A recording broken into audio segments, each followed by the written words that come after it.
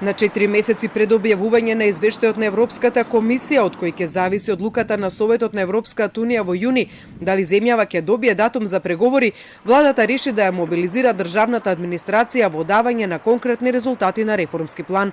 Ова го соопшти вице-премиерот за европски прашања Бујар Османи, кој рече дека од министар до последен службеник во администрацијата треба да бидат во функција на таа цел.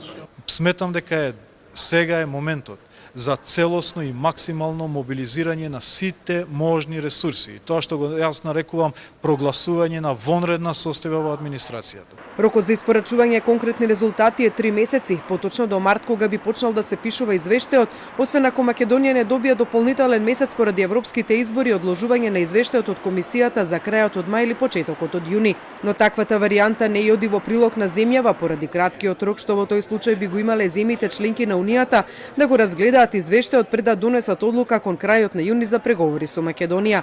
Османи информираше дека се уште не се знае дали ќе има одложување на извештајот и рече дека месеците до март се неповторлива шанса и клучни за Македонија. Објавувајќи ја вонредната состојба во администрацијата, тој даде и алиби за, како што рече, малиот застој во одредени реформи кон крајот на декември. Голем дел од политичката енергија во државата, вклучувајќи ја енергијата на државната администрација, го консумираше големиот политички процес, а тоа се уставните измени и договорот од Преспа.